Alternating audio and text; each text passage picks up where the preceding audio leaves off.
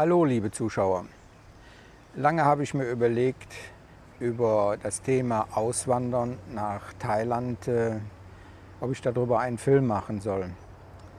Aber in der letzten Zeit, oder wo ich jetzt die Informationsfilme hier mache über Thailand, habe ich so viele Anfragen bekommen dazu, wie man das macht, wie man die Planung macht, dass ich mir gedacht habe, okay, fängst du mal an, darüber eine Serie zu machen, weil es aber sehr viel ist. Zu meiner Person, ich bin also schon 1998 nach Australien ausgewandert und war dort 2,5 Jahre und bin wieder zurückgekommen.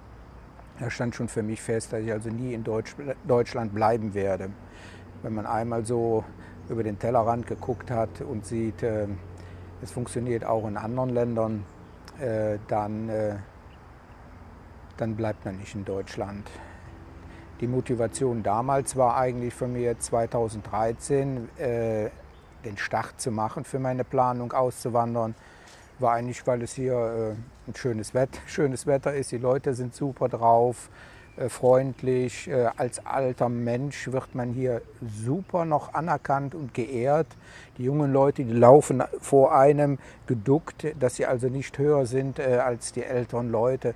Man fühlt sich hier als älterer Mensch noch gut.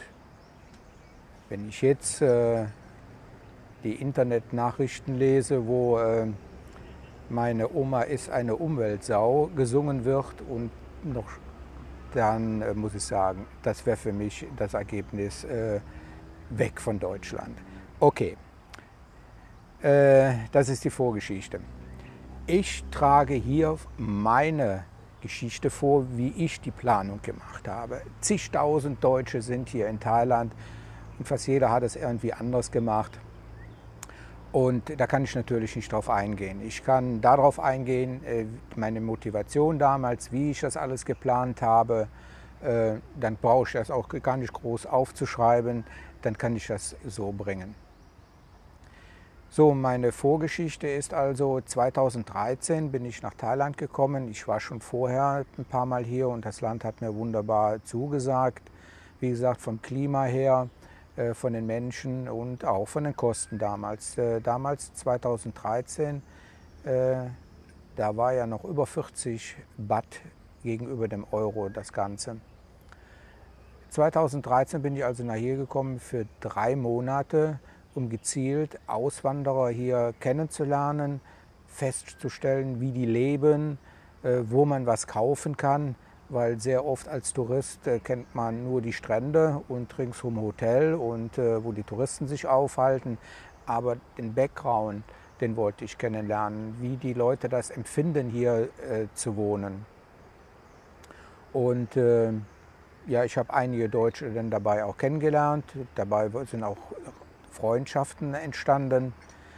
Ja, dann habe ich habe ich ein Haus gesucht. Das war also nicht so ganz einfach. Also ihr müsst euch vorab genau wissen, wie viel Geld steht euch zur Verfügung und viel Geld geht auch an die Miete weg, auch hier.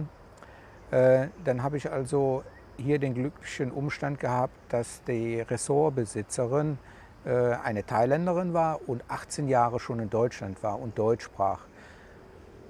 Und die, wenn die Siriwan das hier hören sollte, nochmal vielen Dank. Du hast mir also wirklich geholfen, die Selbstständigkeit hier zu bekommen.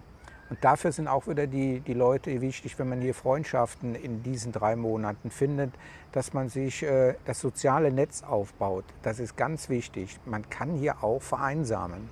Also das ist ein wichtiger Punkt, wo ihr daran arbeiten müsst.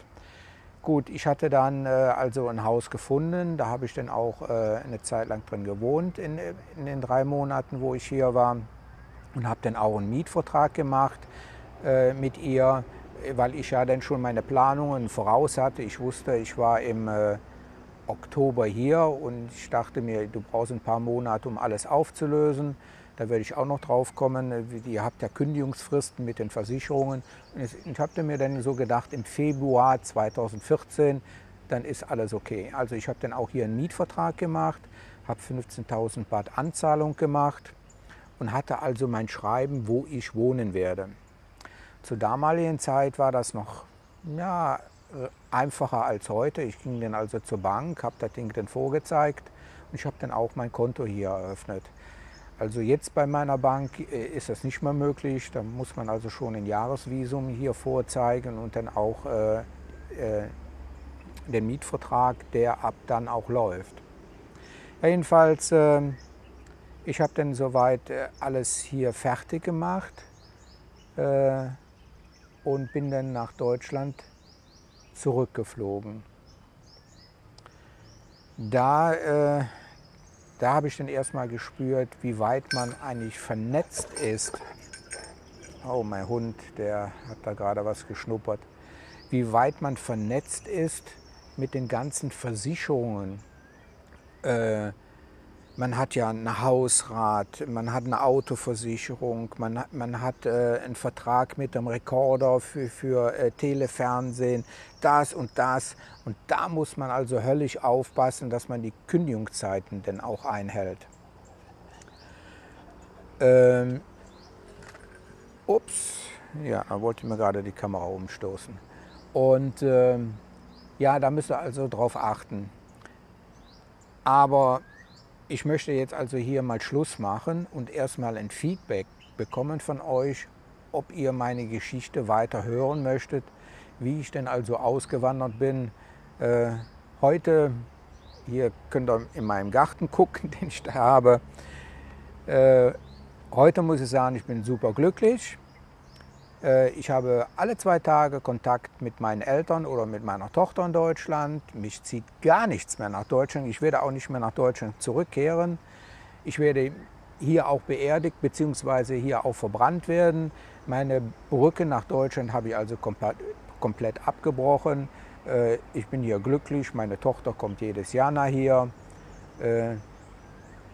Und ich möchte euch helfen, auch diesen Schritt zu machen. Also nochmal, wenn ihr das gut findet, dass ich also so eine Serie mache, dann gebt mir ein Feedback und dann sehen wir uns noch öfters. Okay, tschüss.